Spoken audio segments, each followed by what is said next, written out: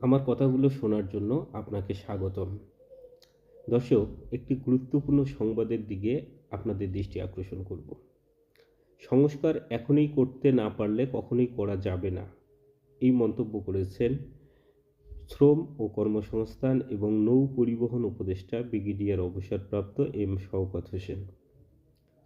তিনি বলেছেন, এ সময়ে রাষ্ট্রের কিছু সংস্কার করতে না পারলে আর কখনোই করা যাবে না।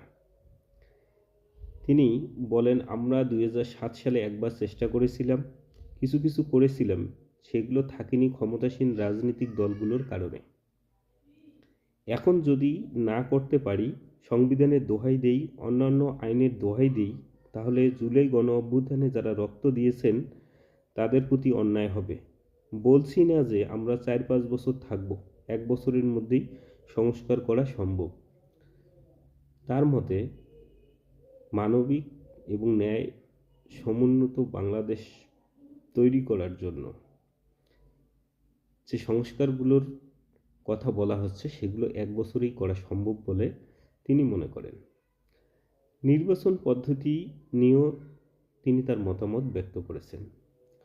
তিনি বলেছেন, নির্বাচন পদ্ধতি সংস্কারে জোর দিয়ে তিনি বলেন, নির্বাচন পদ্ধতি নিয়ে অনেক রকম কথা আছে, আমরাও এটা নিয়ে অনেক আলোচনা করেছি।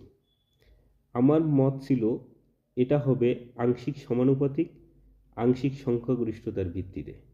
দুটোই যৌক্তিক মনে হয় আমার কাছে। দ্বিকক্ষ অবশ্যই হতে হবে বাংলাদেশে। দ্বিকক্ষ যদি হয় তাহলে আমি মনে করি সে জায়গাতে বিভিন্ন রকমের মানুষ আসবে এবং তারা একটা গাইডলাইন তৈরি করতে পারে। তাতে নির্বাচনের আগে হয়তো তত্ত্বাবধায়ক সরকার আলাদা করে প্রয়োজন হবে না। উনি নির্বাচন সংস্কার কমিশনের বিষয়ে দুটি মন্তব্য করেছেন। একটি হচ্ছে যে নির্বাচনটা আংশিক সমানুপাতিক, আংশিক সংখ্যাগরিষ্ঠতার ভিত্তিতে সরকার গঠিত হতে পারে। এইভাবে যদি সরকার গঠিত হয় তাহলে তত্ত্বাবধায়ক সরকার না হলেও চলবে বলে তার মতামত। দলের খরচ যোগাতে চাঁদাবাজি বন্ধের পরামর্শ দিয়েছেন তিনি বলেন, পলিটিক্যাল পার্টি এক না হলে রাজনৈতিক দলগুলোর যে দায় দায়িত্ব কতগুলো সেগুলো কিন্তু আমরা দেখছি না। আমরা দেখছি রাজনৈতিক দল তৈরি হয়, তারপর কোন দল শুরু হয়, এক দল আরেক দলকে খেয়ে ফেলে, তাই এই আইন জরুরি। উনি পলিটিক্যাল পার্টি অ্যাক্ট অর্থাৎ সরকারের রাজনৈতিক দলগুলোর কার্যক্রমের বিষয়ে নতুন করে আইন তৈরি করার বিষয়েও মতামত দিয়েছেন। তিনি আরও বলেন, আপনি আজকে সেনাবাহিনী বা সিভিল সার্ভিসে আছেন, রিটায়ার্ড করার পরে আপনি এমপি হতে চান, আর যারা বিজনেস করছেন তার সঙ্গে রাজনীতির কোনো বিষয় নেই, তিনি চট করে এসে রাজনীতিবিদ হয়ে গেলেন। কারণ তিনি ৬ থেকে ৮ কোটি টাকা খরচ করলে নমিনেশনের জন্য, যেটাকে আমরা বলছি নমিনেশন বাণিজ্য, এটা বন্ধ করতে হবে।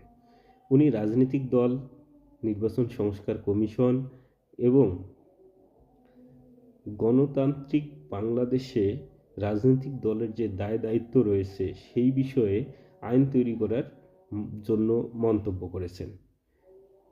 তার মতে আমরা যদি এই সংস্কার এখনই করতে না পারি তাহলে জুলাই আগস্ট যে গণ অভ্যুত্থান হয়েছে, যারা রক্ত দিয়েছে তাদের সঙ্গে প্রতারণা করা হবে।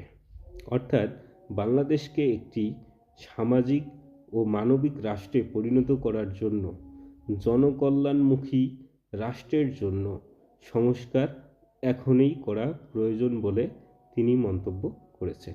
এই ভিডিওটি দেখার জন্য আপনাদেরকে ধন্যবাদ।